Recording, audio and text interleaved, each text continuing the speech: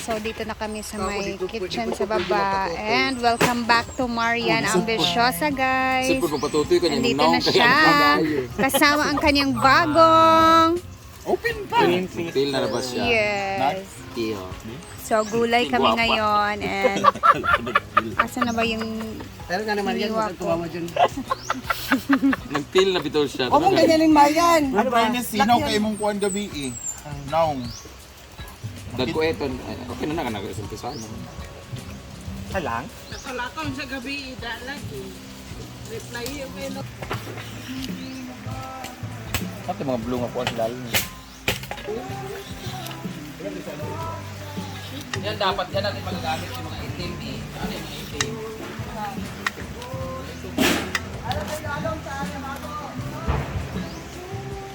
Yan yung mga panggulay. Kasi nugasan ng maayos sa skin. Ilan kay kuha ni Sabog? Dito ang patol. Pritohon po, lami. Sabaw, Urag talong. ma-feel good na ako ang patola. Na-try na ako na siya gisugbag yapon. Sa mo man sa Japan o sa Thailand ka na magkuan ka or sa Hong Kong ka na mag yakiniko na ilang patola kumo kaayo.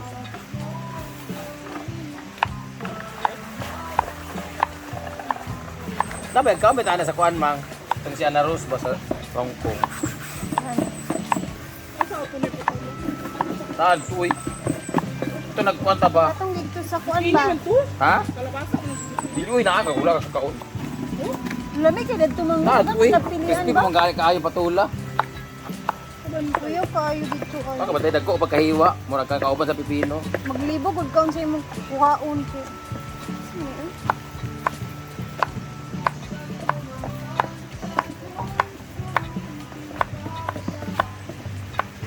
Ang ganda ng music, lakas pa countryside.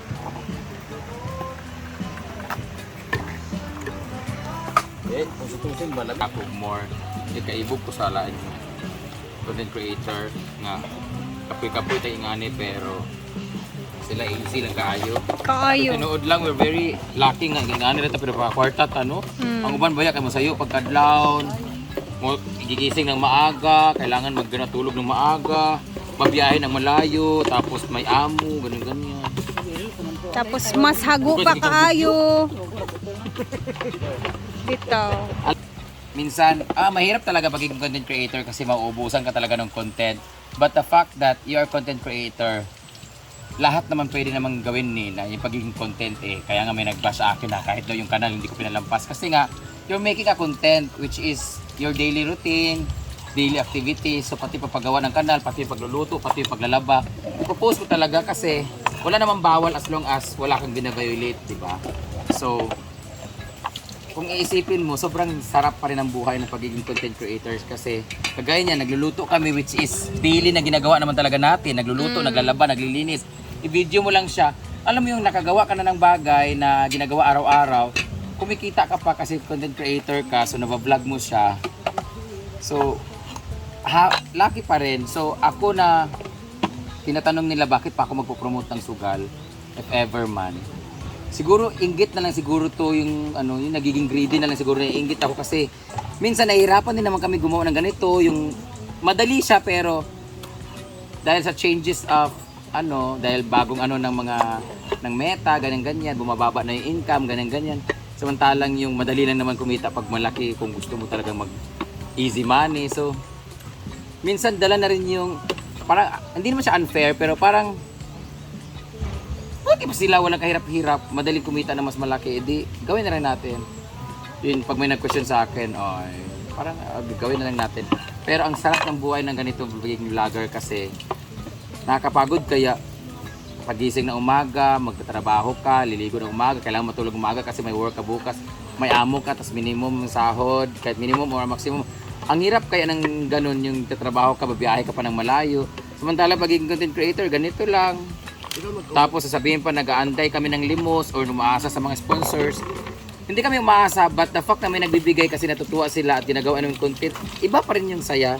So, yun lang naman talaga ang mahirap sa pagiging content creator, yung mamatahin ka ng mga taong nanonood kasi ganito kayo, nakikilimos kayo, umaasa sa sponsor but we don't call them sponsors na rin kasi we call them friends na Friends talagang happy sila na nakapagpa-happy sila sa amin, but at the same time napapasaya din namin sila internationally kasi maybe madaling mag-vlog, madaling maka-epekto sa taong nasa nanonood, pero it really hard to affect someone kasi pag sinabi natin nakaka-epekto sa tao sa paligid na dito, pero pag yung affection mo, ibig sabihin yung lumalagpas sa TV or sa camera o sa video na naapektuhan din sila, ibig sabihin sumasaya sila genuinely, ganyan. Kaya ibang mga actors, merong mga magagaling na actors na napapaiyak nila yung mga tao sa paligid kasi nakikita, ramdam nila. Pero iba pa rin yung naramdaman na aapektuhan sila sa labas ng TV na napapanood nila. So, yun, kaya sa mga nagsabi dyan na umaasa lang kami sa sponsor sa abroad or sa kuan, maybe hindi naman sila magbibigay kung manghihingi lang kami ng hingi or maasa kami sa kanila. Nagbibigay sila because happy sila na nagsishare din ng kanilang blessings dahil alam nila sumasaya kami at napapasaya din naman namin sila kahit paano in return. So, and akala nyo lang, ang nakikita nyo lang lagi is nanghihingi kami or nanghihingi kami ng sponsor or nag-message kami sa kanila for money lang or ano.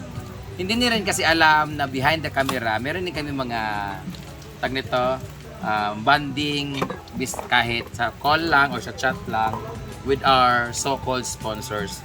So that's why hindi na namin sila tinatawag na sponsors because we call them our extended family.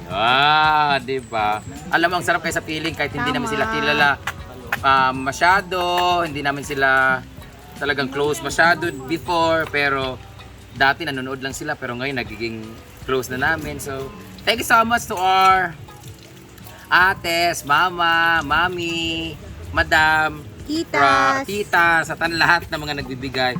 Isipin mo ha, binabash si Rhea, binigyan siyang iPhone 17. Yeah. But hindi nyo alam behind that kwento kung bakit binigyan siya. So, ibig sabihin, meron na silang mga intimate relationship.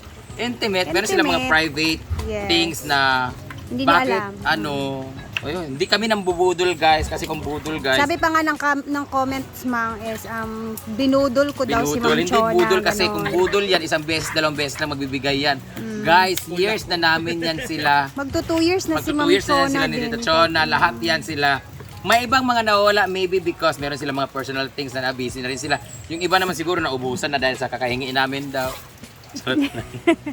May iba rin kasi na mga greedy din kasi na talagang iba yung motive nila, pero sa amin sa Social Climbers, meron din namang iba ako, charot lang. So, but the bottom line of this story is, ang sarap maging content creator kung masipag ka lang because it's so easy to become a content creator but it's really hard to sustain the consistency. Grabe. Kasi hindi mo alam na ang vlog mo ngayon mahina, ang vlog mo mamaya malakas. So, upload ka lang ng upload. Usap ka kami. Asa na ba? Baboy akong gingon sa puga na kayo. Wala pang duka gani mo. Wa man kay kakahaling diya. Kagaya niyan, hindi nyo alam yung mga scripted sa hindi. So, hindi minsan talaga nag-aaway na kami totoo talaga, pero dahil sa harap ng kamera nagpaplastikan lang kami. Ganun. Yung iba naman okay naman sila sa kamera pero sa personal na bagay, sa private na life, okay naman sila pero nag-aaway-aaway for the views, for the clout. Kami naman talaga nagpaplastikan. Actually, nililibak namin yung isa't isa pag sino yung wala, yun namin topic. Pero pag sa harap ng camera, we're very close. Yeah. Di ba, Bateng? Ganun naman talaga ang buhay. So, don't believe whatever you saw, you see, or you witness in front of the camera. Because hindi nyo alam ang totoo nangyayari. Bullshit. Okay, di ba? Grabe nyo yan, madam. Dari ang first katating ha. Ano na, Gwen? Okay. So, balik na tayo sa pagtagtad.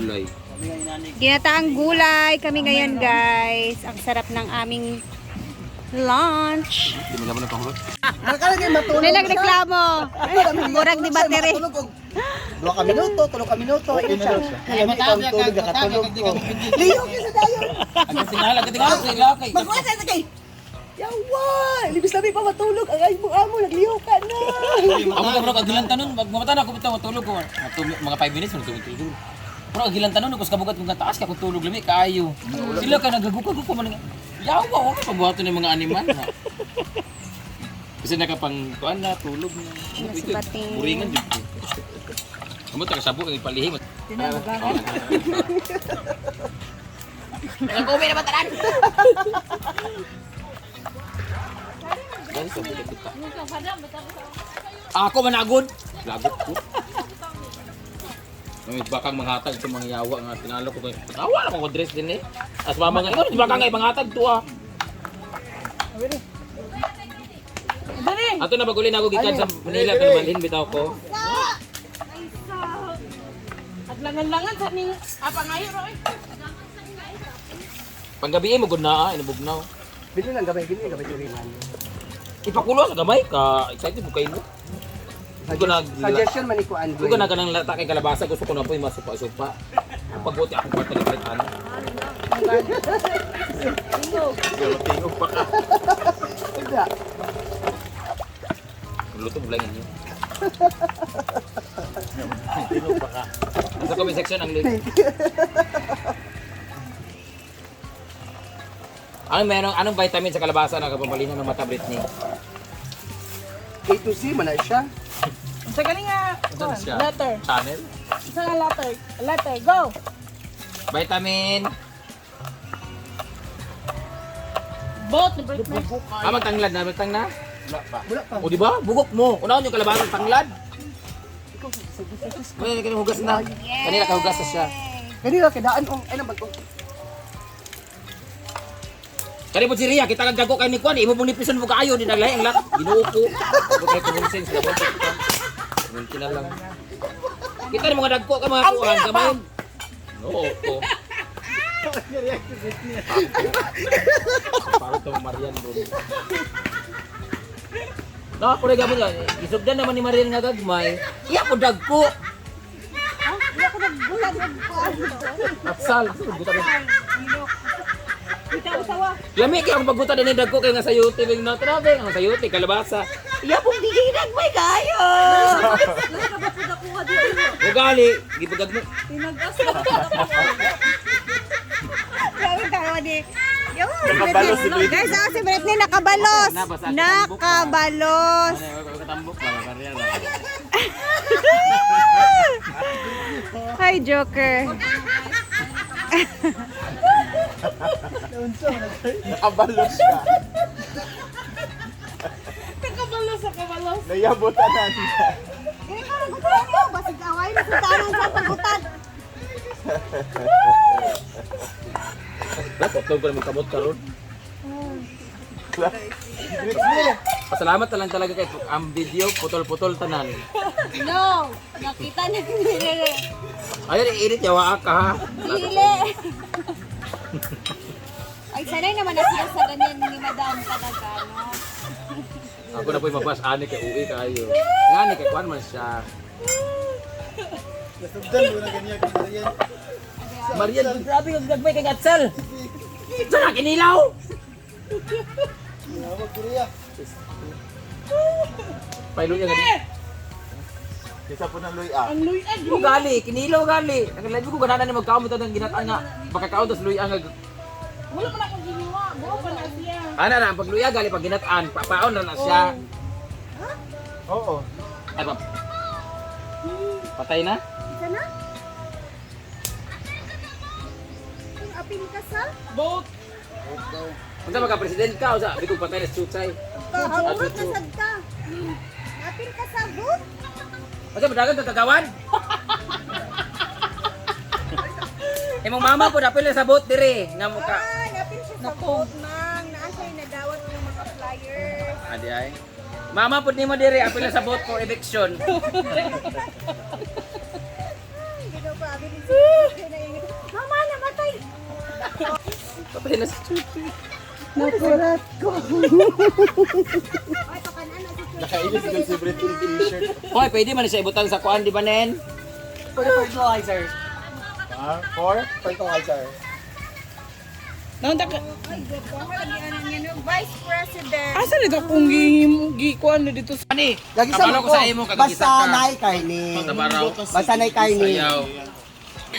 Na nagkatawa dari nga kuan pasikreto. So guys, babaya abang mag-upload tayo ulit ha, and then ayun, wag niyo masyadong seryosohin yung mga videos na to kasi ganun talaga kami dito and nasanay na din talaga kami guys. So hanggang dito na muna tayo and God bless everyone, mag-ingat tayong lahat and ayan na, see you later.